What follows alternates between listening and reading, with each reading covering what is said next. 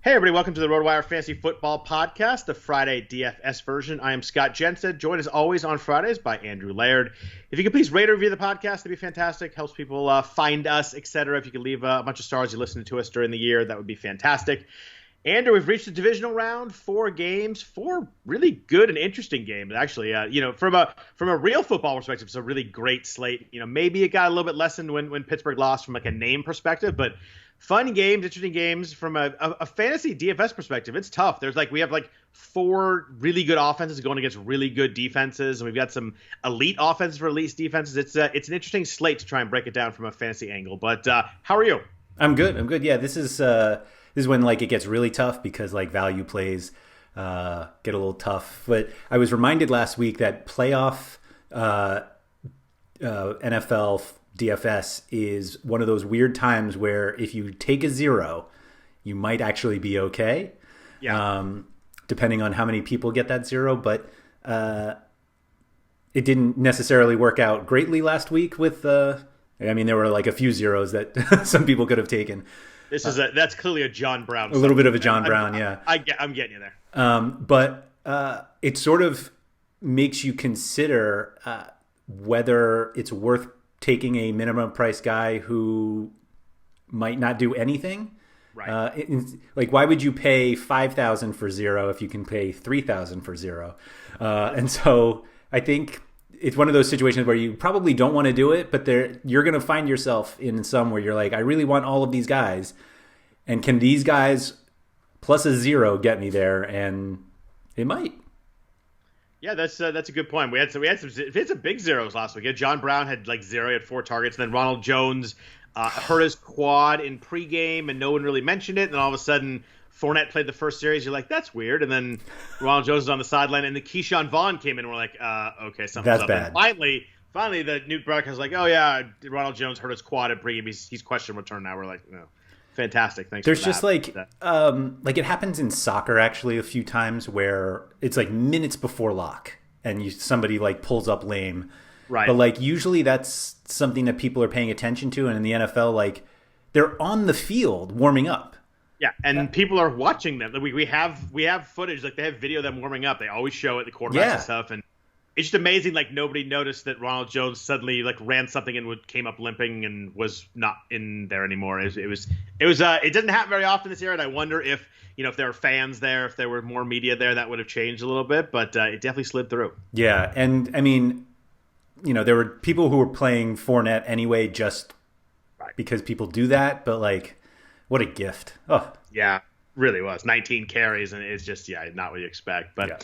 Let's jump into this weekend. We've got 2 games Saturday, 2 Sunday. For the purpose of this podcast, we're going to make them one slate. The DraftKings big contests are one slate. Then we do that. FanDuel split them up a little more. There are some 2-day slates, but their bigger slates are Saturday and Sunday. But I think the information is going to kind of be the same. But we're going to treat it as one slate, whereas last week we broke it up with the 6 games. The sites clearly broke that one up. But Saturday we got Rams at Packers. Packers favored by 6.5. Over under there is 45.5. Rams implied totals a little under 20. Packers is a little over 26. This is a matchup, though. We got the highest scoring offense. We have the defense who have allowed the least amount of points. The Rams defense looked awesome against the Seahawks last week. The Seahawks game plan may not have been great, but the Rams defense had a lot to do with that. Aaron Donald was everywhere until he hurt his ribs, and he sounds like he's going to play. That's obviously a major factor. Probably the best defensive player in the entire league. Whether he plays or not makes a big difference to Aaron Rodgers. And the Packers haven't faced a lot of top 10 defense this year. They only played 4. They did score 30 or more points in 3 of those 4s. They did well against good defenses. The Rams' last 45 possessions, they've scored 4 touchdowns. This offense is not good right now. It's struggling. Jared Goff is going to play. John Wolford's been ruled out. Interesting game. It's just one of those things. Can the Packers offense score enough to make it so the Rams offense really is a problem? Yeah, it's weird because we've seen teams be very successful in the playoffs with modest offenses, but elite defenses. That's a thing. It is. It's just weird that a Sean McVay team is that thing now. If they were both healthy, do you think Goff would start still? No. Yeah. I actually don't. I don't know. Going into Green Bay, it's going to be 19 degrees. Maybe you want the veteran presence there, but it was pretty clear last week that it was going to be Wolford if it was him and healthy, and like Goff, he came in and he was all right. Like the thumb, you could tell he had some throws, like he let it go and like it just was gone. And you can't do that against in a game where you're facing Aaron Rodgers and Devontae Adams and Aaron Jones. Like you just can't make the mistakes you can when you're playing a team with Seattle where it's like actually running inefficient offense all day. But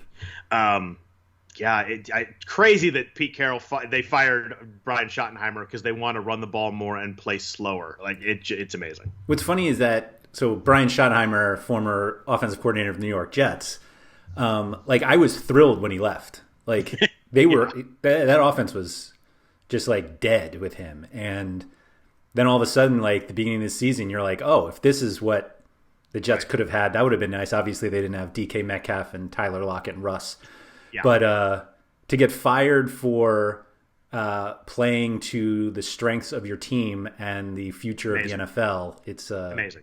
Yeah, it's interesting. It's amazing. Robert Saleh, though, you fired up? Very. I mean, nice. I'm bummed to see him go, but very happy that he got a job. Yeah, and there's a little hesitation with the fact that he's bringing Mike LaFleur with him because I wasn't like overly impressed by 49ers quarterback play over the last season or two. But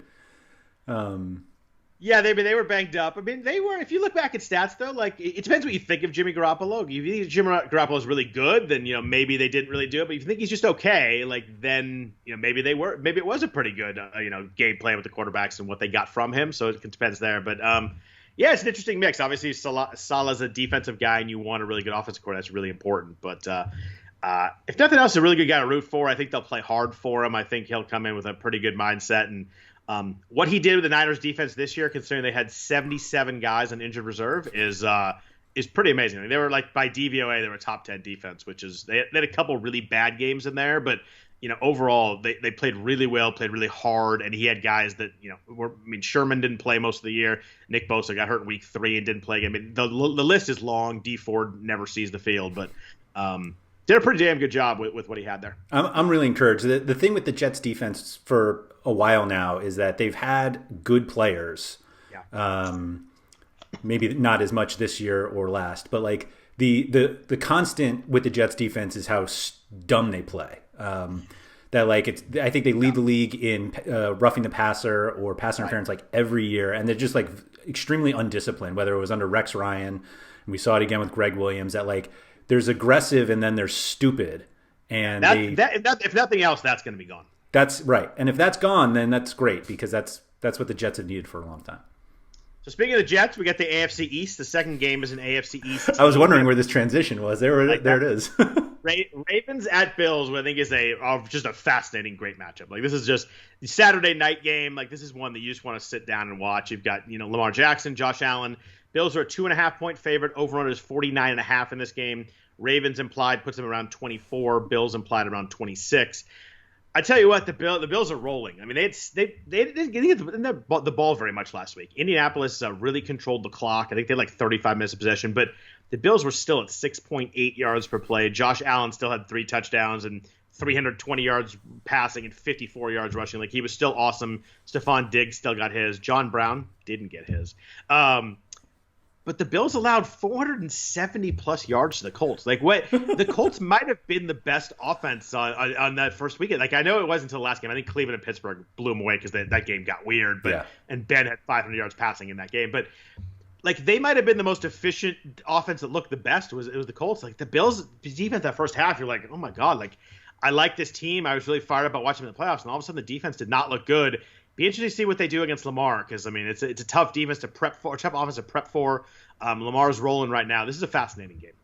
Yeah, it was something with the Colts like it was the most yards and most time of possession for a team that's lost in the playoffs. You look at like their efficiency, their yard, like it was crazy. Everything, game, but there was no reason for them to lose. Good too. Yeah. But yeah, I mean it's a completely different offense. So like You don't think Phil Rivers and Lamar Jackson are kind of the same scout team? It's not like you can just like throw last week out, but there's no prep from last week that like helps you this week. And so, but it just seems like the Bills are turning into a team that like needs to score to win. And facing the Ravens defense is usually not the easiest thing for that. But I I don't know. Ravens D can play. Yeah. And so do you think this game ends up higher scoring than the Rams-Packers? I do. So you just think the Bills put up enough points? I do, and I think you've got two sides on this in this game that can put up some points. I think that the Ravens aren't like gonna go crazy in a carnival game, but they got enough weapons that they can score. They can score quickly. Lamar can make big plays. I just don't see it out of the Rams offense at all right now. And the Packers defense is not great, but like Jared Goff in the cold going there and like sticking with Aaron Rodgers, it's hard to see that working out really well. Yeah, I guess the benefit is that we know that the Bills and the Ravens, regardless of who they're playing, like can score 40. Can score. Yeah, I think can score is the key, and the Packers can score on the Rams' defense. I just don't know if the Rams' offense can score against anybody. Okay, that's fair. Do you have a team in this playoffs you're rooting for, like actively? Is there someone that you really want to see it pull it out? I mean, I know it's the Buccaneers, but I'll ask you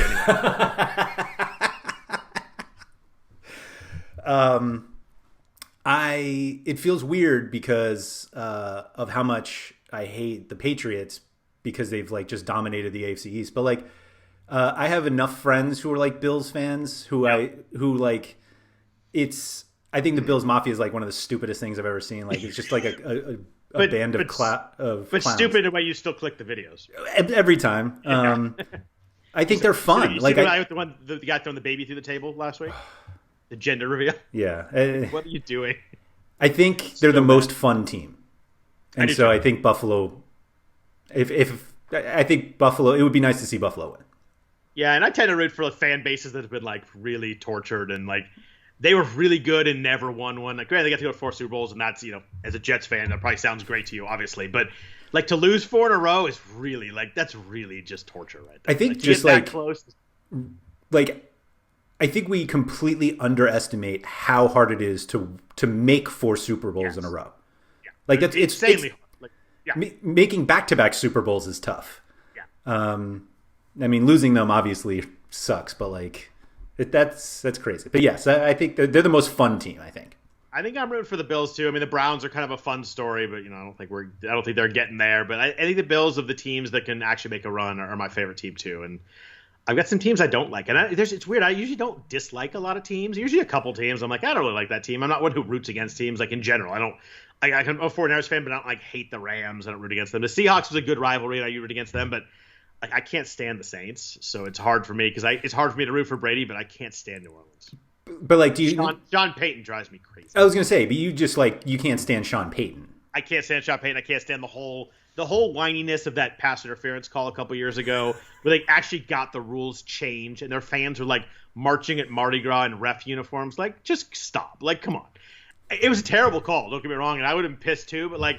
At some point, it's 4 months later, and you're still like, come on, like, move on. It's just, you get the rules changed. Peyton, and they had the whole, I don't know. Saints do nothing for me. I'm not a fan. Okay, that's fair. Yeah.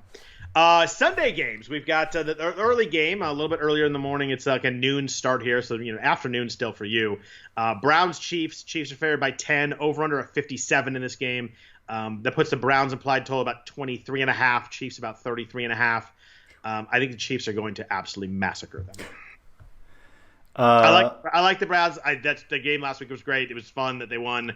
I just think this is like a perfect setup for Kansas City just to roll. That's exactly the situation. It's like it's the perfect opportunity for them to just dominate. And we see this so many times. The team off a bye, the team that like is kind of a fun story that upsets someone. They come in and they just get rolled. They get wrecked. Yep. Yeah. We'll see, though. I mean, probably thought that last week, and they played really well. And Baker's not turning the ball over, which I think is key in this game. But I don't think they can stop them at all. I don't think they can score enough to go back at them. I have like a little text chain with somebody. I mean, everybody does, and so we were talking about like when you're the only I'm the only one. Yeah, you guys should try it. But like when they went down 14-0.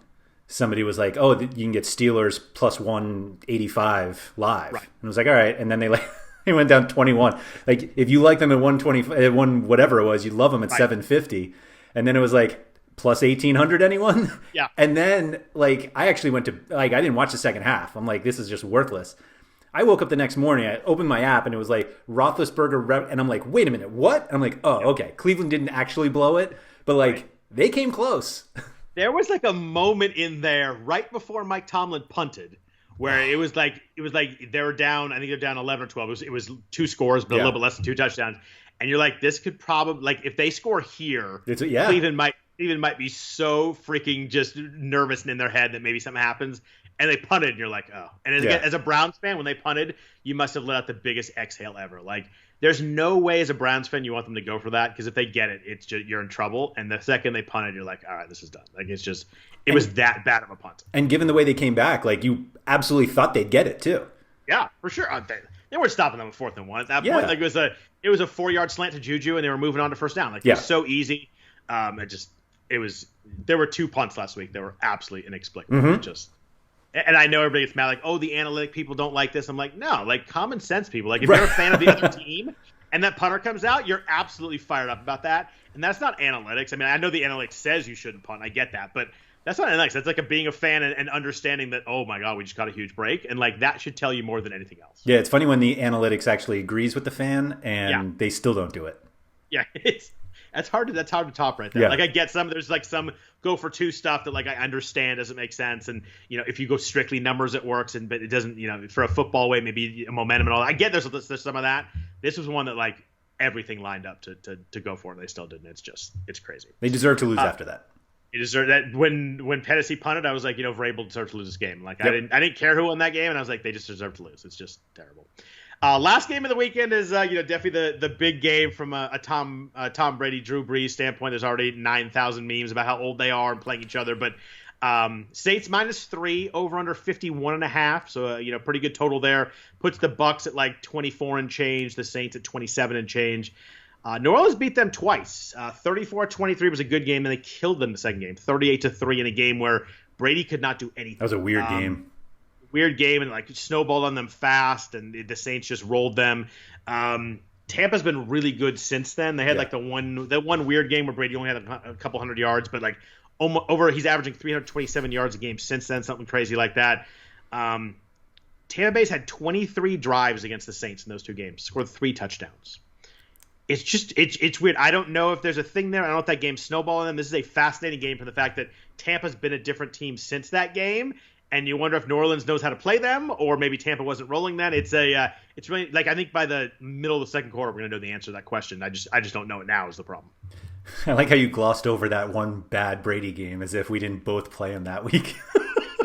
It hurts too much because I look at every other game, it's like 380 yards. You look at that one, you're like the Minnesota game. It was terrible. Yeah, 345, 196, 390, 348, 399, 381. It's not even 300 yards. Like, he's over 340 yards in all his games, and over 380 in like 3 or 4. And we had the one where Minnesota had the ball for like 57 of 60 yards or something. 23 passes that game. Anyway, so I like how this game, like the reason we're supposed to be excited for this game is because of how old they are. Yeah, right. Like, look at how old these guys are, and they're playing in the NFL. I don't hate the Bucks. Brady's racking up stats. Yeah. Brady's not really. I mean, he's throwing some touchdown passes, but not like Brady looks like more peak Tom Brady than Drew Brees. Definitely looks like peak Drew Brees right now for sure. Brees looks his age. Bucks. You like the Bucks, huh? No, I was gonna say I can't stand Tom Brady, but I like the Bucks more than I like the Saints. I do too. I can't stand the Saints. I never thought I'd be a point. I was like, I hoping that like the Bucks and Packers matchup. I was hoping the matchups works out where I could root for teams, and like I can't root for the Saints. I like Saints. It's funny things. I like Saints fans for the most part. I went to a Saints game 2 years ago and had a fantastic time. That stadium is way better than you think it will be, but from what you like would think about it and being kind of old, and they've renovated it beautifully. Like, it's a fun place. The fans are great. It's loud. Games are really fun there. Sean Payton just annoys me. They say it's tough. Personally, it's just Sean Payton. Right. It's tough to beat a team 3 times. They say that, and then you look at the stats, and like kind of like works out. Like, yeah, it's completely random. But it always seems like it will. But it's a really interesting game, and the Saints' defense is really good. You got Michael Thomas back. You got Alvin Kamara back. The Saints' offense should be pretty good, and you've got Taysom Hill. And when you have Taysom Hill, anything can happen. God, I hate this team. I couldn't even say it. Let's jump into it. We got it works well because the first running back we're going to talk about is in this game, so it's a good segue in. It's funny, we have awesome passing games this week on the slate. Running back is not nearly as interesting as it was last week. I thought last week we had so many running backs to play This week it's a little bit tougher. We've got Kamara at the top on DraftKings at 7,900, 9,000 on FanDuel. Craziness. So Alvin Kamara had 20 rushes in a game 0 times first 4 years of his career. He now has had over 20 rushes the last 2 games. Like, it's just – and last week was off COVID, and we're like, I wonder if they ease him in. They did not ease him in at all. He had 23 carries, 99 yards, a touchdown, 2 catches. Tampa has an elite rush D, though. We've talked to them a number of times all year. That's 3.2 yards per carry, best rush defense in the NFL. He has not done much running against the Tampa in the first 2 games. Did have 10 catches, 14 targets. But I guess I think you have to figure out what you want to do with Kamara before you kind of build in the rest of the running backs. Yeah. Just looking at like basic DVP, the Saints, Rams, and Bucks are 3 of the 4 fewest running back fantasy points allowed this season. Maybe stopping the run is a good thing to do in real football. It might matter. It might matter. Then again, I was looking at wide receivers as well. 4 teams on this slate are 1, 2, 3, and 4, and the Bills are 6 against wide receivers. So like we have some very playing good defense in general. Is a good thing, defense helps. I don't think running back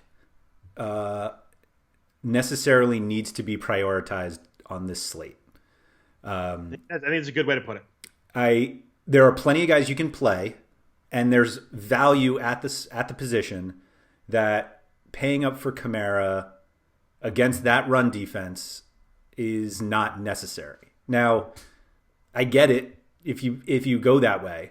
And he's not fully just a running back. Right. Well, right. So it matters also. So I don't think you can necessarily like throw out the running production that he'll have. Right. But if you go in thinking he tops out at 40 rushing yards, there are no props out yet, so who knows what they are. But it's going to be 58.5 rushing yards. Yeah, 52.5. Okay, that even feels high. So take those 5 points and add it to whatever you think he does as a wide receiver.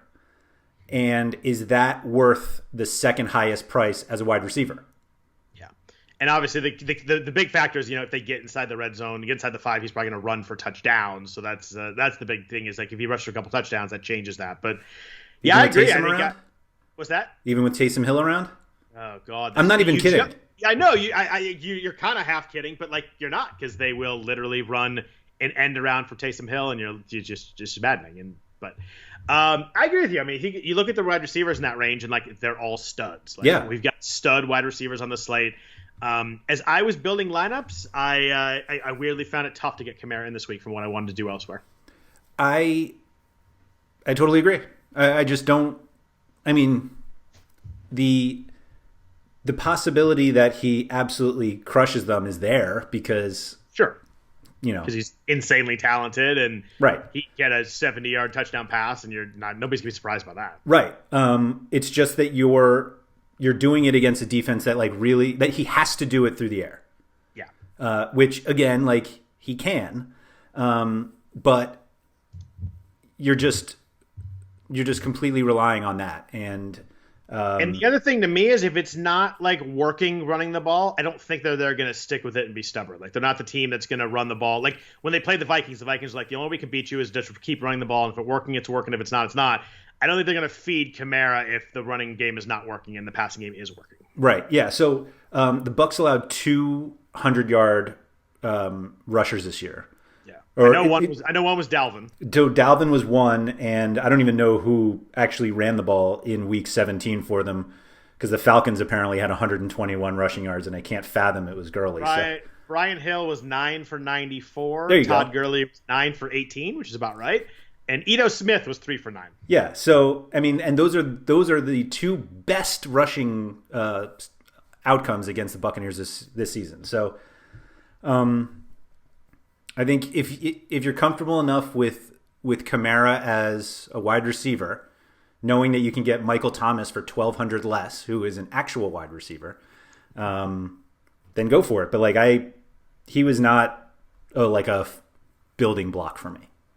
And just to be fair, Brian Hill had a 62-yard run in that game in the fourth quarter when they were down 10, and Saints probably playing the pass and all that. But Yeah, so I wouldn't read too much into that game either. And that was week 17, and the Saints had to win, but that was one play. They had, trying to count quickly here, if I did that correctly, 12, including the wild card game. They've had 12 games this season allowing fewer than 62 rushing yards to running backs. They've been just, they're good. They're good against the run. So let's jump down to the other guys. We gotta play two running backs. We have Aaron Jones at 6,800 on DraftKings, 7,800 on FanDuel. We have Nick Chubb at 6,600. We have Cam Akers at 5,700. So I'm gonna keep those in the group, and then I guess you put J.K. Dobbins in there too at 6,000. Who jumps out to you this group that, like, if you don't want to play Kamara, you're gonna drop down and play one or two of these guys? I mean, you definitely play Chubb, right? I love Chubb. I know can't tell if you're fully kidding with that question or not, but like, I'm not. The Chiefs' run D is not great. Right. If you're gonna do something against them, if you're the Browns, you go into this game, we have to run the ball, and limit Mahomes' possessions. The only way you really can do this. Right. They allowed 4.5 yards per carry. They allowed 142 yards total per game to running backs, which is bottom 5 in the NFL. They didn't give up a lot of touchdowns, but like a lot of yards. You can get chunk plays against them, and Chubb's just really damn good. I mean, Hunt was good last week too, but Chubb is clearly the guy who, I mean, he out-touched him pretty good the last 4 weeks. And it's weird to like a running back in a game where they're, I think it's fair to say that there's a pretty good chance they get blown out or at least lose by double digits. But the Browns have to feed Nick Chubb. Yeah, I think it's as simple as that. Like, fantasy point-wise, the Chiefs allowed the second most among the teams on the slate, second most fantasy points to running backs. And that's important to note. Like, it's not, if we had a 13-team slate, we probably would find different ways to go with running back, but there are a lot of good rush defenses on a very small slate. Right. I just think, like, do you think Chubb is the most popular running back? Or it's a good question. I bet you I want to say Kamara still would be the most running back, but I wonder if Devin Singletary at 4,500 is going to be the most popular running back. I don't think so. I think it'll be a bigger name. I think it'll be Chubb or Kamara. Chubb or Kamara. Okay. Yeah. I think that's right.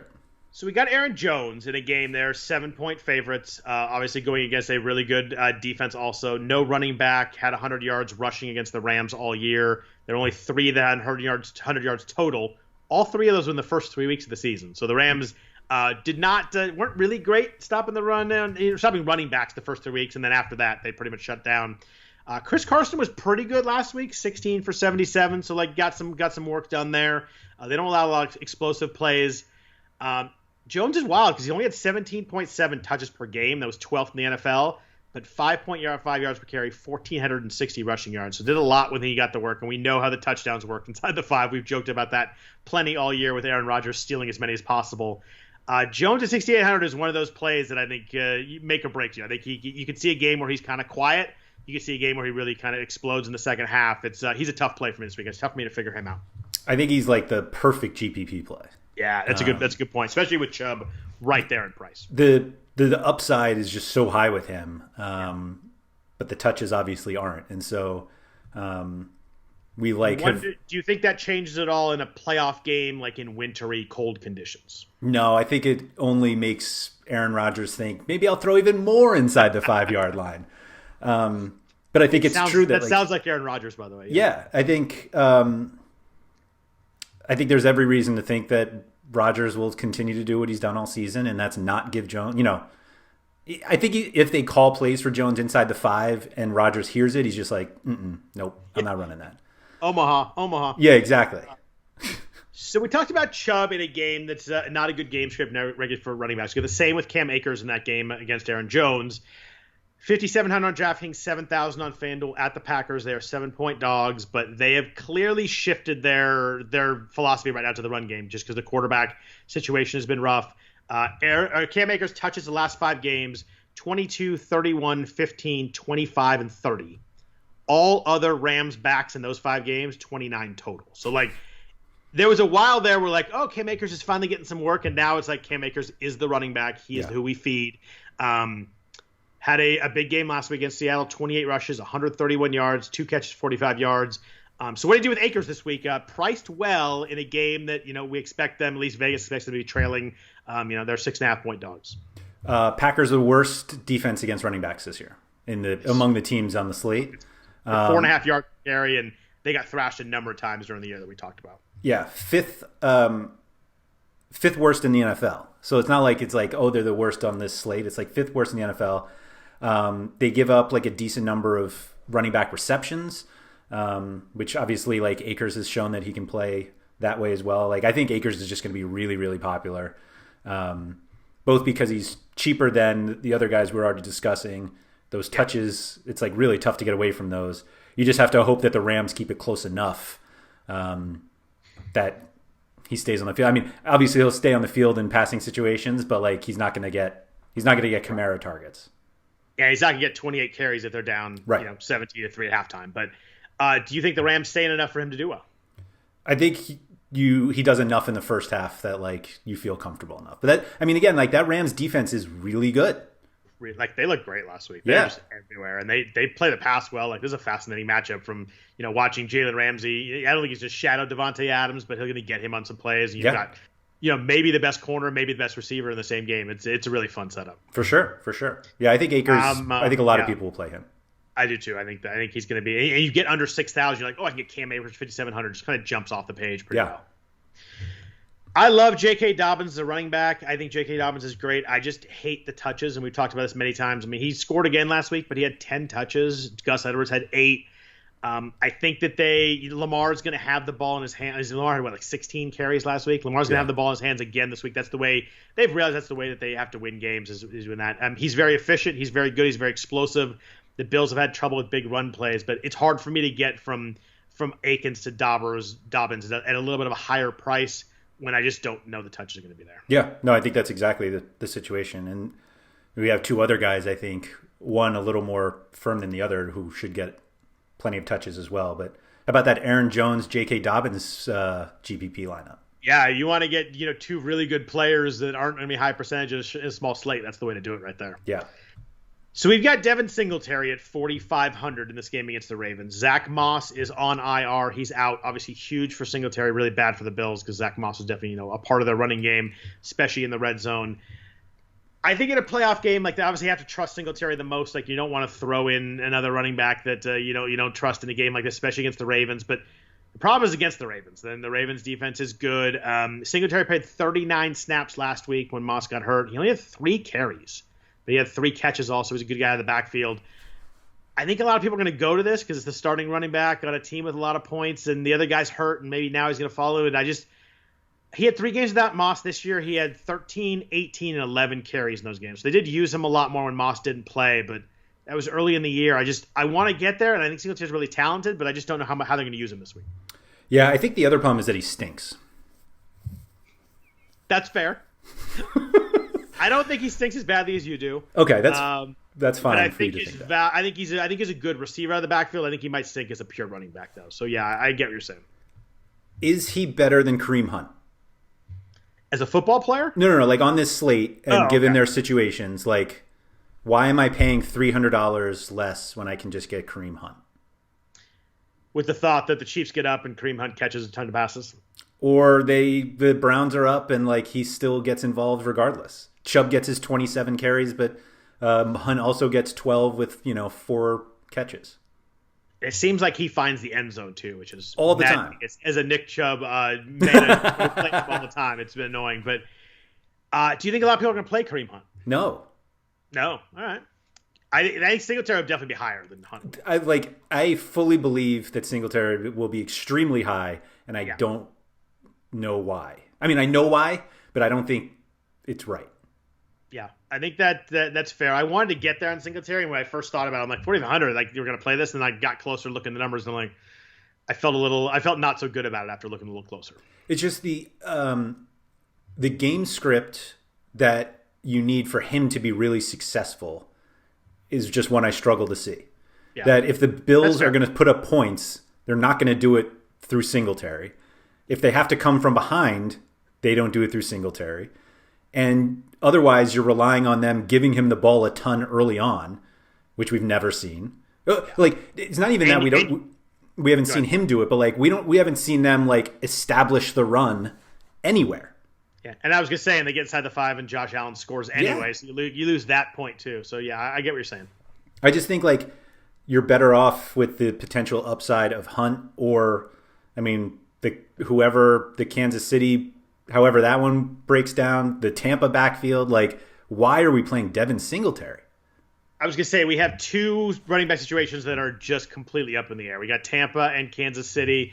Ronald Jones, we mentioned the injury last week. He's questionable. I tend to think he's going to play, but like I don't really know. I mean, he didn't practice Wednesday, had a partial practice Thursday, which is kind of a good progression at least. But the Saints are a nasty rush defense too. Like, they're really good against the run.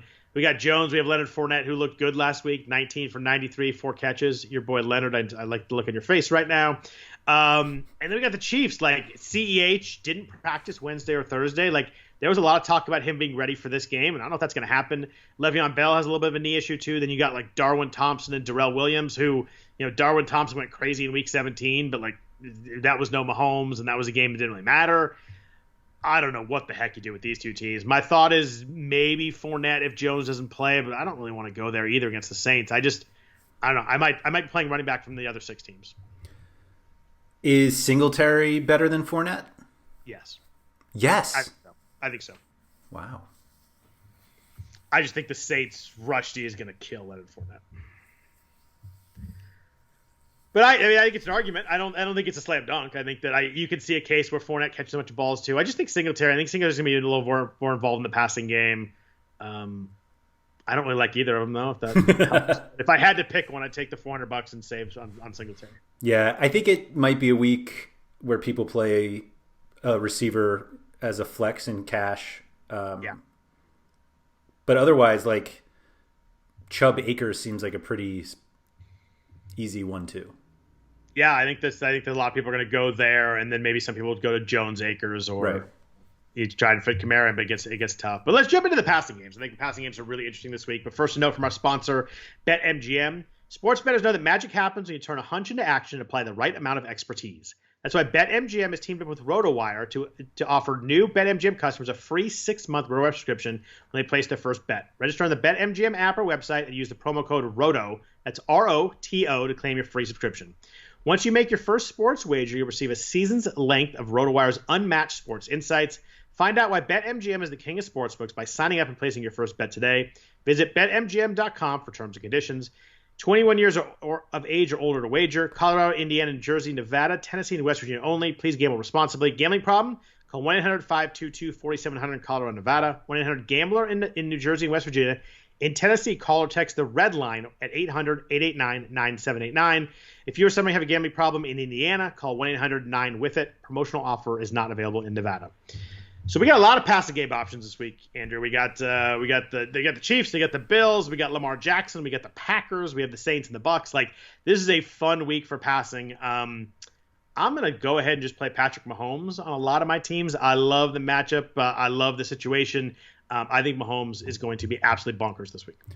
I think the biggest question on the slate is, if you're not playing Patrick Mahomes, why are you not playing Patrick Mahomes? And and you look at him against Josh Allen and Lamar Jackson, it's pretty much the same price. Like, I know $600 is not totally the same, but those three guys are priced close. Yeah, those two guys are priced close enough to me that I think I just like Mahomes a lot more. Now, if I want to get different in GPP, I can see Lamar, I can see Josh Allen, but I prefer Mahomes of the three this week by a pretty decent margin. Right. The reason not to play Mahomes is because everybody's playing Mahomes. And in cash games, if everybody's playing Mahomes, you should probably play Mahomes. Like, yeah, I think that's the best way to say it right there. I mean, Mahomes is 316 yards passing per game, 38 touchdowns, 6 interceptions all year. Multiple TD passes, 7 of the last 8. 300 plus yards in 6 of the last 8. This offense, the passing game especially, is really rolling the second half of the year. Cleveland's bottom 10 in passing points allowed to quarterback. It all lines up. Maybe think if they get up early, they ease off the gas pedal, but this is a playoff game. I don't think that's much of a concern. Mason Rudolph had 315 yards and 2 touchdowns in week 17 against these guys. I'm gonna go ahead and rest with that. Yeah, I don't think there's anything else. I think Mahomes will be like significantly more popular than the others, and then I think you're going to see more popular than all of them, or just than these other two guys. Than everyone. Like, I think he's going to be like far and away the highest owned, and then I think you're going to see some Lamar, Josh Allen, and then I think there's like a significant drop off after that. Like, playing like Rodgers or Brady. I think Rodgers and Brady are the two next ones you look at. Like, I don't think anybody's playing Goff, and Nobody's playing Mayfield, even though the game script theoretically works better for Mayfield than anyone else. Should no one play Mayfield? 5,300. If you want to rack up everybody else, you could do it. Like I think. There's a path to playing Mayfield. I mean, Brees is 5,600 too, and I think I go Mayfield just like a game script. But like Brees could have 3 touchdowns in this game easily. I don't think he'd have a ton of yards, but Tampa can't stop the run, and Tampa's really good at stopping the run and not so good at stopping the pass. Like it kind of lines up well for Brees to be like, screw it, I'm just going to pass the ball 45 times too. I get it. But no, I'm not playing Brees. Yeah, I think Mahomes is the kind of the one like you look at, you're like, I'm just going to play Mahomes. And it seems, I mean, Allen's against the Ravens, Lamar's against the Bills. Like you could see that game get a little back and forth, but like those are, the Ravens are a really good defense. And obviously the Rams are really good against Rodgers and the Saints and Bucks. Like Mahomes just like sticks out pretty far. Mm-hmm. Yeah, which is why everybody's going to play him. Josh Allen's been on fire, so this game's going to be really fun. Like he had 324, 2 touchdowns, and 54 yards rushing, and a touchdown last week.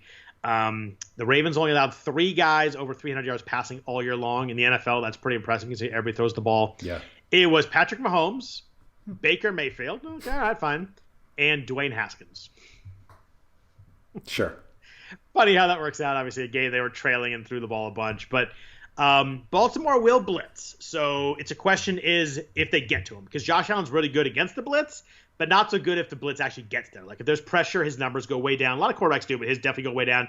But he's really good against the blitz when it doesn't get there, and he kind of identifies it. These guys open. He's got weapons. I think the key to this game is win the Ravens blitz if they get there or not.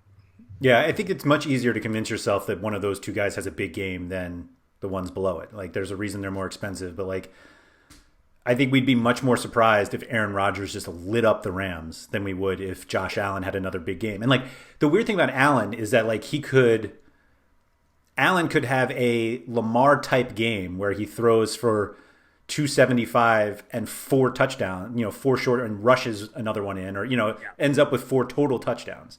And I'm struggling to see that out of any of the other guys below it, unless like Mayfield gets to 4 because they lose by 30. But if that's the case, then like Mahomes probably had a good game too. Yeah, and the thing with Allen is like you could see Lamar score enough where they could start to go back and forth a little bit. If Josh Allen really gets going against the Ravens defense, which would be impressive.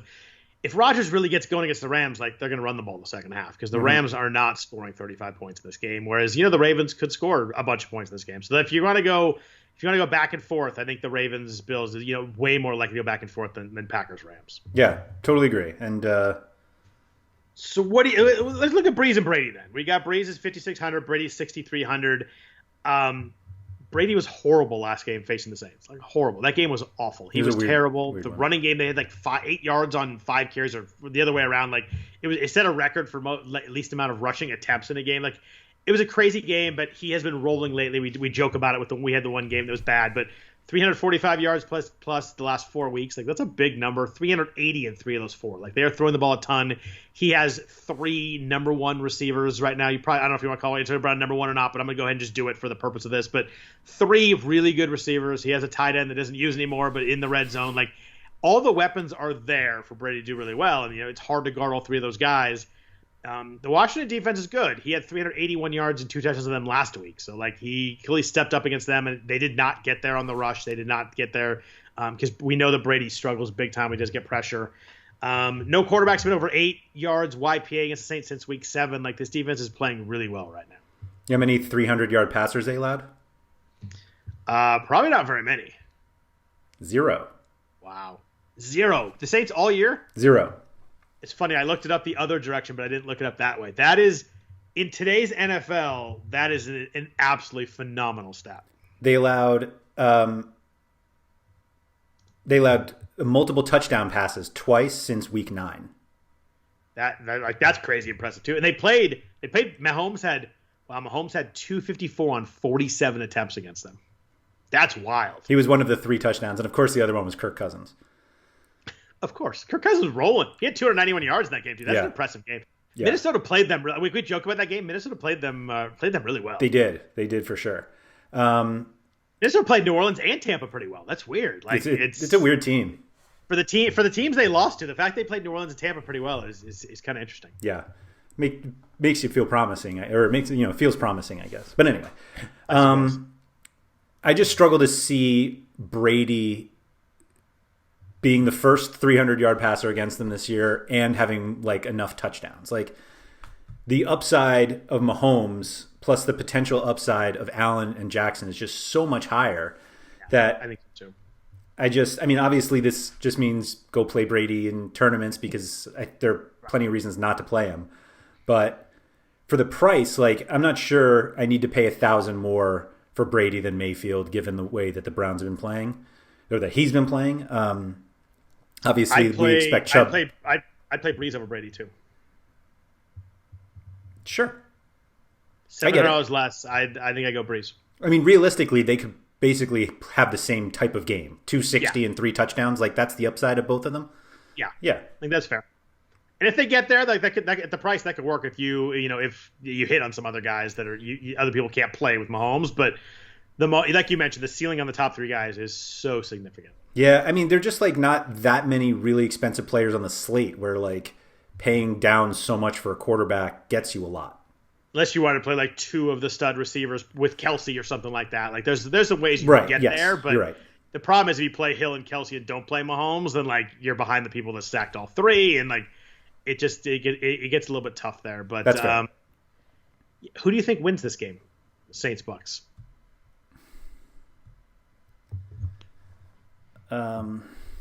It's the Bucks, man. Like Tom Brady doesn't lose in the playoffs. I think the Saints beat him. Okay. I mean, yeah. It's like a coin flip, basically, to me. I think the Saints beat him. Unfortunately, the Saints beat the Packers the week after, too. Ooh. Yeah. That's fun. Not for me. I don't like the Saints. Well, yeah, I mean. I know.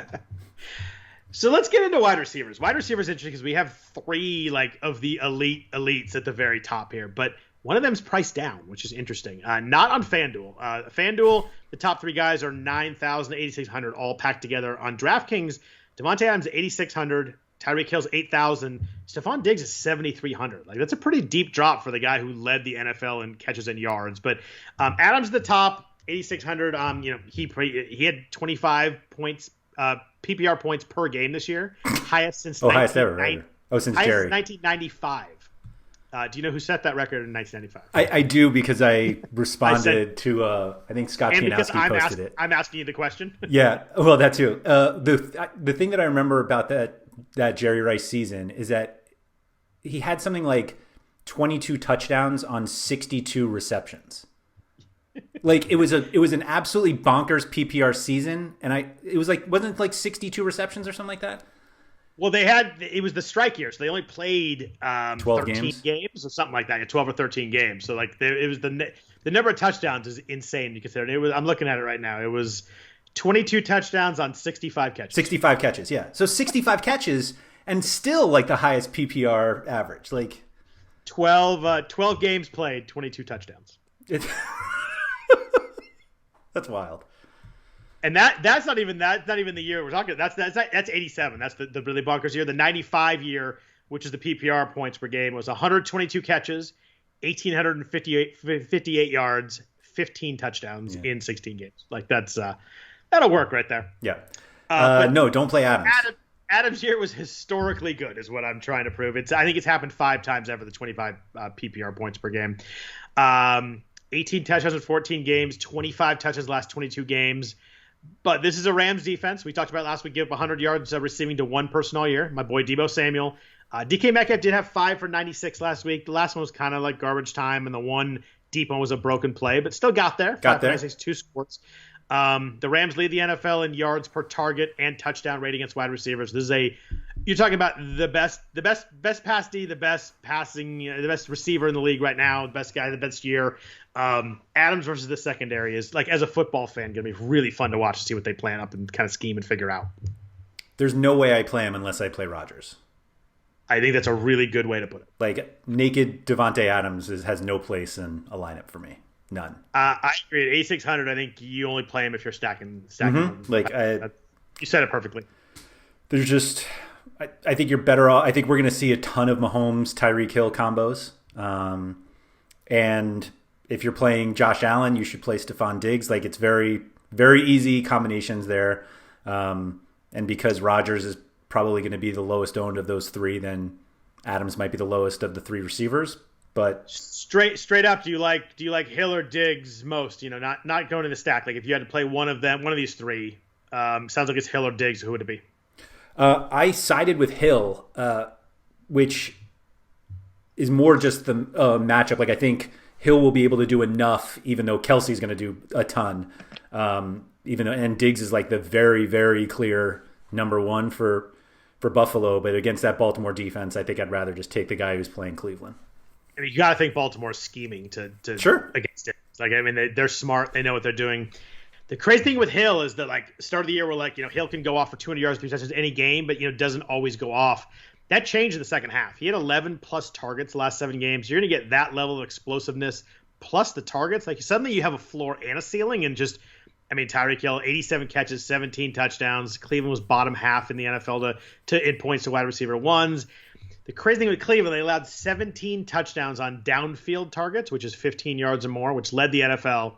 Tyreek Hill had 9 of those himself, also led the NFL. Like, this is a prime situation where he scores deep touchdowns. Cleveland gives up a lot of them. Like, they're going to take some shots. And Andy Reid, I promise you, if I note that stat, Andy Reid knows that stat. I guess the only hesitation is that he wasn't great down the stretch. Like, he had the targets, but like the yardage wise, it was pretty weak, which was like exasperated by the fact that Kelsey had 300 yards every game. So like that's the only hesitation I have. That he kind of did have that. It was crazy.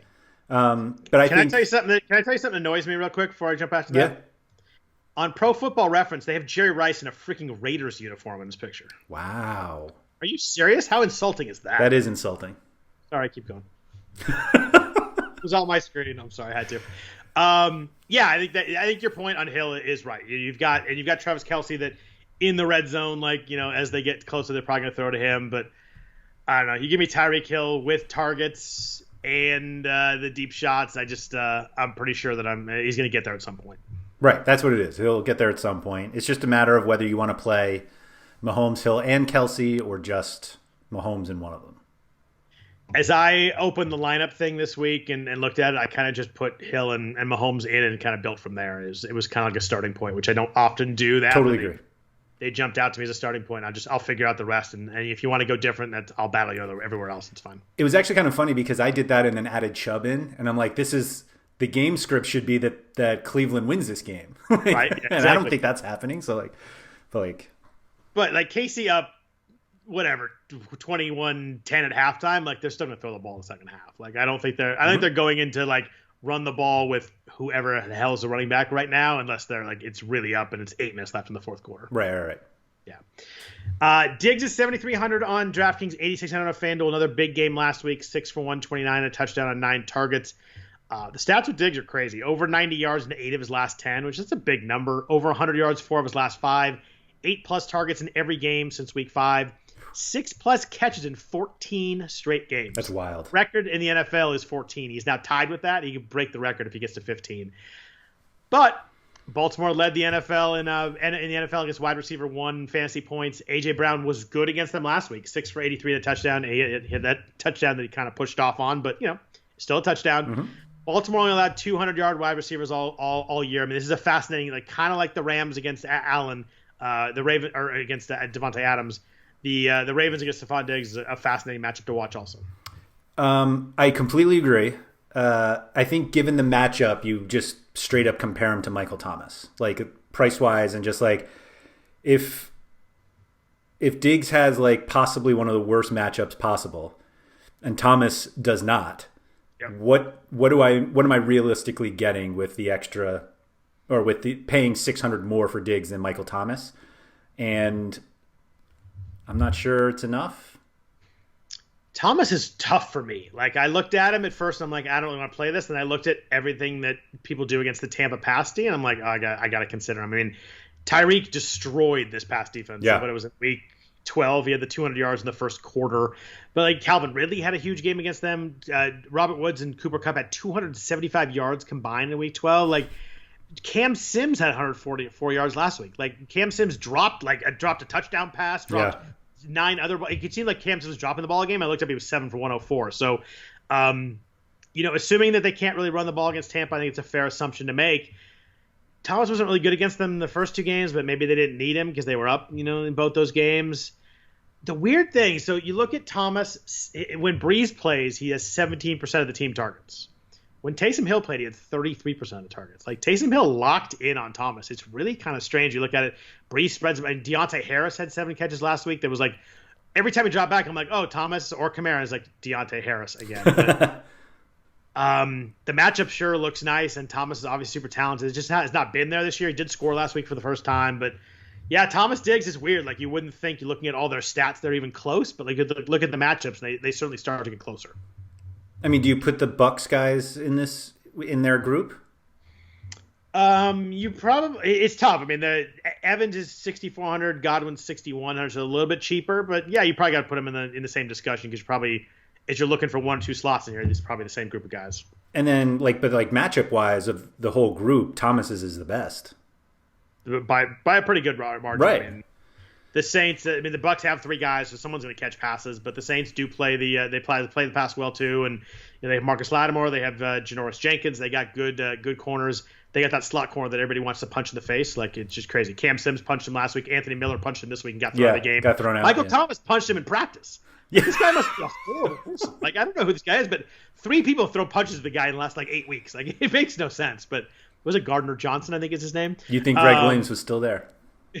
Right? Yeah, you think Bountygate is fully going on, but I like Godwin the most of the 3. Just I think the slot is a little bit better against the Saints, and Godwin was weird last week too. He had 5 for 79, touchdown, 12 targets, and dropped 4 balls. Like, when we think Chris Godwin, I don't think like dropping passes. Yeah. That's Valdez-Scantling, and we'll talk about in a little bit, but 5 touchdowns the last 4 weeks. I think if I had to play a Bucs receiver, and they're going to throw the ball, I think Godwin's my pick at 6,100.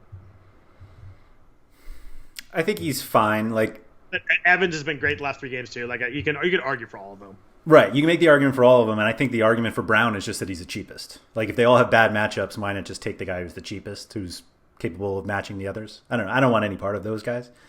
I just like the locked-in targets with Godwin Evans. I think the target's a little more variable with Brown. He had 3 targets last week, and he had 14 the week before when Evans got hurt. I think if both Evans and Godwin are healthy the whole game, I think they're a decent size bump up from Brown just in terms of looks they're going to get. Okay, that's fair. Do we agree we're just staying away from the Rams guys? I am. I just don't. I don't. In the cold, it's supposed to be like 19 degrees. Yeah. God, I can just see Jared Goff now with like all his gloves and stuff on and not looking comfortable, and it just kind of pains me. I can see him rolling out and not really feeling comfortable at doing it. I don't know. If you think they get behind, I'd go Woods if I had to play somebody. Now, the interesting thing is that I think that you're talking about, when you say Rams guys, you're talking about Woods and Kupp. I was just talking about Woods or Kupp, but Josh Reynolds. Kupp might not play. If Kupp doesn't play, you've got to consider the cheaper Rams. I agree. Reynolds was the one that kind of stuck out. Like, they're the non-top guys. So, like, Reynolds, Alan Lazard, like those kind of guys are cheap on this slate. And those are the guys you look at lineups and you figure out who got the right one, and that's who wins. Like, getting one of these guys in here that scores and has 65 yards is massive for winning a GPP in this kind of slate. Agreed. And pick the right one, which is not easy. Yeah, I actually like Reynolds. Isn't bad even if Kupp does play for me, just because I feel like there's got to be so much attention on Kupp and Woods, and Reynolds can just kind of be off on his own. But 43 slaps last week and 0 targets. That kind of scared me a little bit if Kupp plays. If Kupp doesn't play, I think Reynolds, and I think Van Jefferson's live too if Kupp doesn't play. But, probably Reynolds because the price is so close. Van Jefferson had 8 targets in Week 17 when Kupp didn't play, but that was with Wolford. You figure they play a lot together in the second unit in practice. And Reynolds had 6 targets in that game, so they're both pretty well used in that game. I think both are very live plays if Kupp sits, and Kupp hasn't practiced. Like, I think there's a chance he doesn't play. Like, it's just I think it's bursitis in his knee. Like, it's just a matter of he can, they can shoot him up and get out there. I think they're going to try to do it because they're going to need him. But if he doesn't play, those guys are really live. And I think your point's right. I think that even if Kupp does play, there's a chance he doesn't play the whole game. I think Reynolds is live either way. Reynolds is going to be the perfect $3,200 zero for your lineup, with a chance at a decent amount more than 0. Like, right. You can see a lot of paths where if Kupp plays, he catches a deep ball and works. If Kupp doesn't play, if Kupp gets hurt mid-game, if he doesn't feel well, if he limps off in the second quarter, which I think we've seen so many times with guys like that kind of injury, then Reynolds becomes far from a zero, which is you want the, like you said, you want the guy who might score zero and cheap, but like you can see paths to him not getting zero. Yeah. I mean, you mentioned MVS earlier. He's another one who just needs one play to put up a score that's more than enough that he needs. And you're talking as an elite Hall of Fame quarterback rather than Jared Goff too, so that it makes a difference. Also true. We got Alan Lazard is pretty cheap. Like the Packers guy, the non-Adams Packers guys are pretty cheap. I'd pretty easily go Valdez-Scantling instead of Lazard for me. Just knowing he doesn't need much to. Knowing that they're going to take a deep shot to him at some point in this game, and if it connects, you're set at the price. He's like the ultimate boomer bust guy on the slate, but. Probably him and McCole Hardman are both kind of fit that profile, but I'd go Valdez-Scantling just because I think the big play is kind of what you want in a GPP for sure. Just to emphasize your boomer bust term for Marquez Valdez-Scantling, week 13 against Philly, minus 0.4 of a point. Week 14, there's the bust part. We're good. Week 14 against Detroit, 20.5. Week 15 against Carolina, 0. Nice. 1 target. Week 17 against Chicago, 17.1. That's crazy. Now, and the week 17 he had that one big play too. I think it was a 72-yard touchdown. Yeah, there you go. Based on the pattern, he is heading for 0 though. Yeah, he's got 1 catch for -9 yards on a wide receiver screen this week for sure. Right. Unless you think the bye week was the pattern and now he's back up to big. Oh, now he's back? Ooh. Yeah. Because he had 0 points last week. Well, he didn't play week 16. So he actually has a bye, and the pattern continued. I mean, it's a 4-game sample, Scott. That's more than enough. Yeah, exactly, right? Before we get too far down in the cheap receivers, I want to talk about 2 guys kind of in the mid-range here who I think are both interesting. And 5,600 for Jarvis Landry in a game where the game script is great for a wide receiver. They get behind and throw the ball a lot. He has 5+ catches in 6 straight games, 50+ yards in 6 straight games. The Steelers were guarding him with a linebacker last week. It was the weirdest thing. They did it over and over. Yeah. I'm like, what do you think about Jarvis Landry? Fine, but that's their wide receiver 1 right now. Like, Odell Beckham's not here. Rashard Higgins is wide receiver 2. They like Landry. They throw the ball to Landry a lot. And every time I looked up, there's number 41 or something with that wrong number jersey was on. I was going to say, not even a 50 linebacker. What are they doing? It made no sense. It happened over and over. And I get he's lining up in the slot, but use a slot corner. It's not working. Do something. But anyway, TD of 4 of 6 games. The other guy in here is Marquis Brown at 5,200. He had 7 catches for 109 yards last week and 9 targets. They're using him. We talked about him as a boomer bust guy early in the year. He was just getting no targets. It was weird. But 6+ targets, 6-7 games. You get a guy that's explosive, that's touching the ball that many times. Good stuff happens.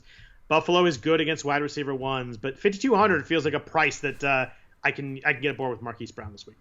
I think, yeah, if you play Lamar, you play Marquise Brown. And, I mean, I think we like the Ravens D, but the Bills are going to score points. The Bills offense is rolling right now.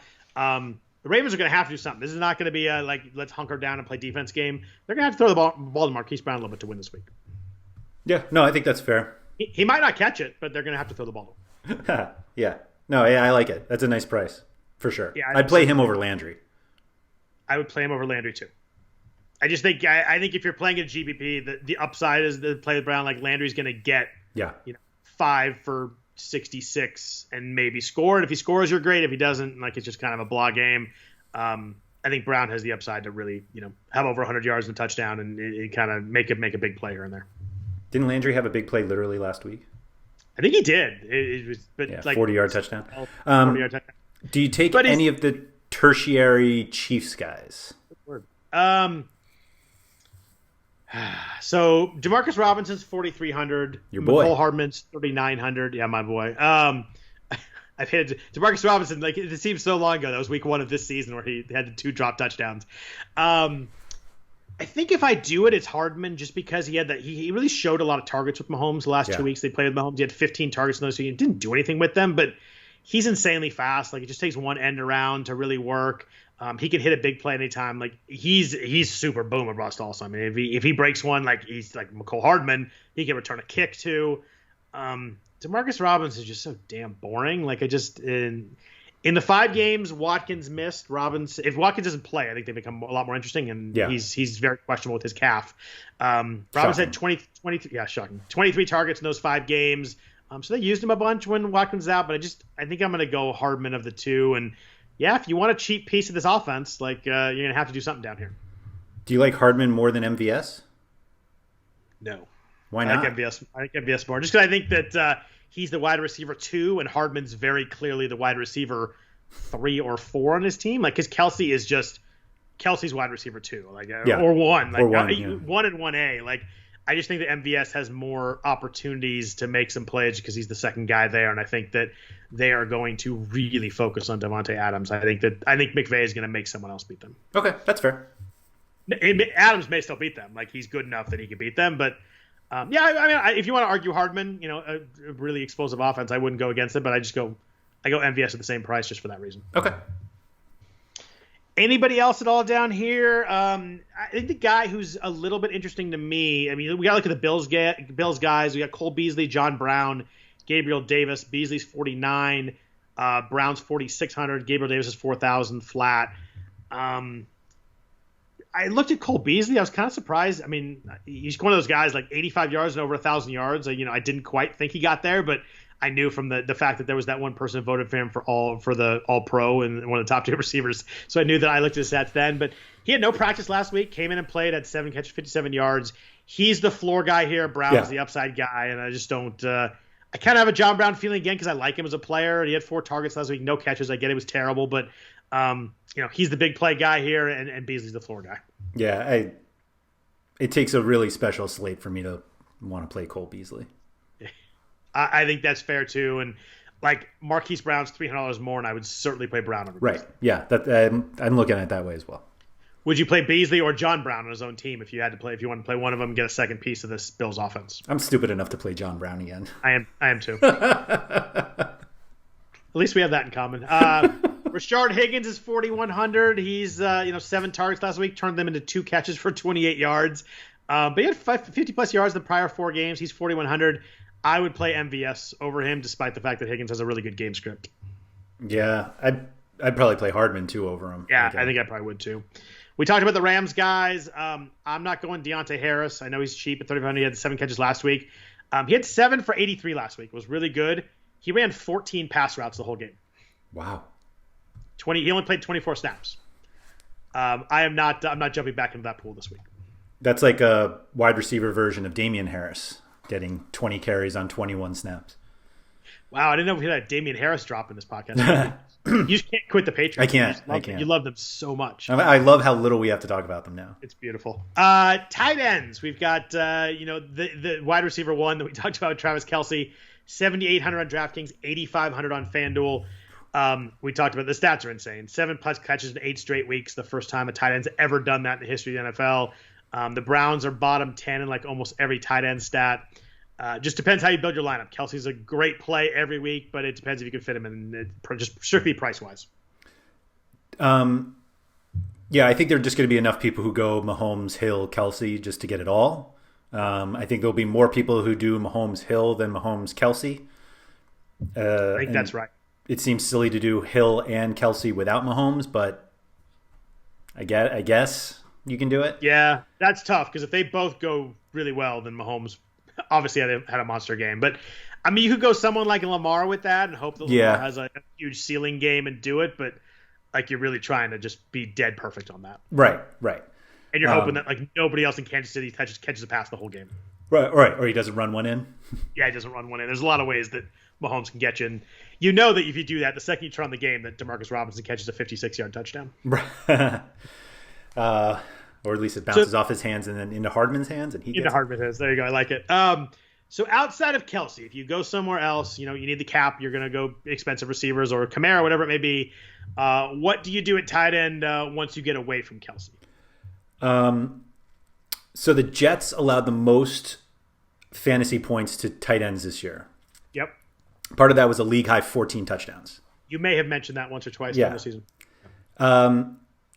However, the Bills allowed the most tight end receptions and most tight end receiving yards.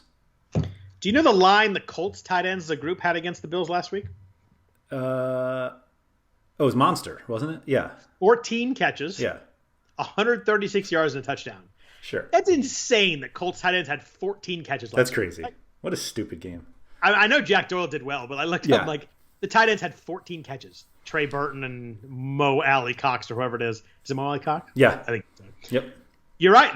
The Mark Andrews, like the matchup is really there to get. If you're going to get the Bills, like this seems to be a place you can get them. Right. So like, I don't think you even compare Kelsey to anyone else. Like, just there's no like the salary is too much. Where you're just there's not like, well, if I like Andrews, I'll just find the 2,800 to get to Kelsey. Like, you're building around Kelsey. So the conversation is really, do you want to pay up for Andrews? Does Andrews catch enough balls to cancel out the obvious 3-yard Robert Tonyan touchdown? I mean, Andrews obviously can get the touchdown too. Right. But like, I think anyone after that is a coin flip. Like I don't think you can make a really strong case that Dawson Knox is any better or worse than Gronk, Hooper, or Cook. Like, I just don't think there's anything. Like, I think if you think you should pay $4,000 for Cook, I think you should play Robert Tonyan. But I think Andrews is better. I'd make a little bit more of a case for Cook, but I agree on the other guys you named. What's the case for Cook?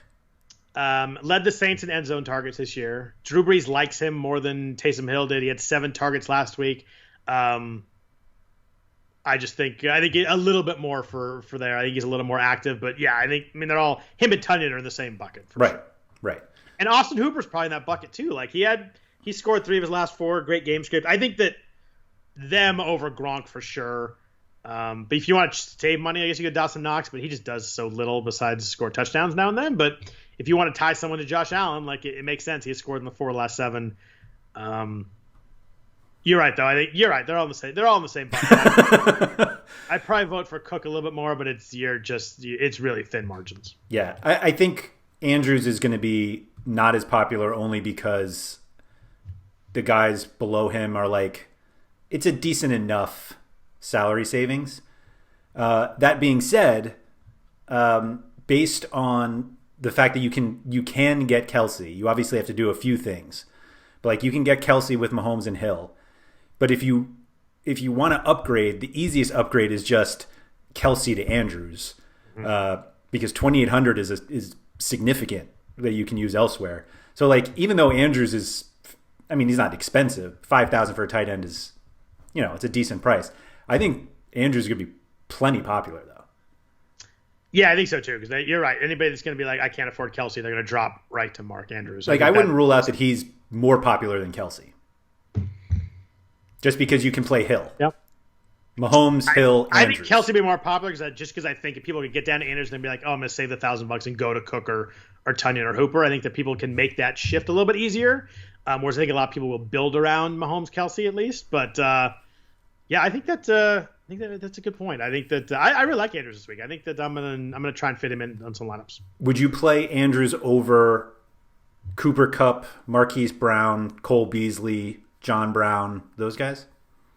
Yes, to everybody except maybe Marquise Brown. I think I like a little bit more. Like, it could be a 2 tight end slate. Yeah, you could go there. Because those mid-range wide receivers are not quite as fun as we usually like them on a full. Yeah. Yeah, I think that makes sense. If you want to go Cook, you want to go Hooper, I think that can make sense. Also, I'm not going Gronk. I'll go with that. I agree with you on that one. He just doesn't. He had 55 snaps last week. He had 0 targets. Wow. He's had 1 game that was good at all target wise since Antonio Brown was back. Yeah. So, what do you do at defense this week? It's kind of we got a lot of good defenses, but they're going against good offenses, so it's kind of tough there. I kind of looked at Chiefs and Saints more than anybody else. I think Packers make sense too, going against Jared Goff. But is there a defense that sticks out to you at all this week? It's funny. You start at the top. I start at the bottom and work my way up. I didn't want to play the Browns, and after that, I was fine with anybody. So I actually am fine with the Rams at 2,600. If you wanted to pay down, I think the Ravens at 28. We talked about the Rams. We talked about the Rams last week. Their defense is so good that you can play them against a good team, and Russell Wilson throws the pick six, and they sacked him a few times. So I could see that too. I don't know. The Saints are interesting just because of how well they played against this Bucs offense all year. And if you want to buy into that, I mean, they had 9 sacks last 3 regular season games. They didn't do much against Chicago last week, but they had 6 sacks in the 2 games against Brady before. I could see them at 3,100, but yeah, it's a weird week for defense. There's so many good ones, but they're facing so many good offenses. You can kind of get yourself away from all of them. Yeah, the problem with the Packers I'm looking at is that, like, if Akers gets 32 touches, like, there's just not a lot of opportunities for Goff to turn it over. You want that to be 21-3 at halftime, and Goff has to drop back exactly. and throw with a bad thumb over and over and over, and right. then you get the passes. But I'd probably go Chiefs before I went Packers. Yeah, I agree with that. Just a nice game script. I mean, Baker hasn't been throwing picks, but you can see that if they start to get behind, he starts to force some stuff, and they have 7 sacks the last 2 weeks, so that could work. Yeah, I'd go Chiefs over Packers. Yep, I'm with you on that. Yeah, I think I'd go Chiefs, Saints, and Rams are probably the 3 I'm going to really be picking from when it comes down to it. Yep, and frankly, it doesn't matter. Unless the defense scores, and then suddenly it does. Right, but like, there's nothing you can do today. That Rams pick 6 was an incredible play by that DB. Like, he read Wilson, then not only read him, was athletic enough to get there, get through the guy, and then make the catch. And like, it's just a great play. Perfect basic play in DB. It was a great play. Yeah. Anybody else you want to talk about on this divisional slate? No, we're good. Do you think there are any upsets in the 4 games? You think the Bucs win, right? I do, yeah. So that's your upset. That's my upset, yeah. Take the Bills over the Ravens, though? Good game. It's a good game. It is. I'll take Buffalo, yeah. Yeah, I think that I weirdly think like the 7,000 fans help them a little bit too. I think that those 7,000 fans will be so drunk and so loud that it might feel like 20,000. I think it does help a little bit, but I think that they do enough against kind of make Lamar uncomfortable to win the game. I think Allen can do enough, but that's the one game that, like, it's them and the Bucs and Saints. Like, you can see those are both pretty much toss-up games. Rams plus 6.5 looks kind of fun to me, though. God, I wish I just trust their offense not to suck. Just the defense. You just need the defense. Yeah, it is. The defense is 6.5. It is. It's a lot of points. A lot of points in a weather game too. I just have bad visions of Jared Goff in the second half of that game. Yeah. So cool. Well, thanks everybody for listening to the RotoWire Fantasy Football Podcast, the Friday DFS version. We always appreciate that. If you want to follow Andrew on Twitter, he is at RotoWire Andrew. I am at Scott Jenstad. I'll be back at you next week with the championship games, 2-game slate, but we will still be back at you next week. Hope everyone has a great weekend. Enjoy the games and take care.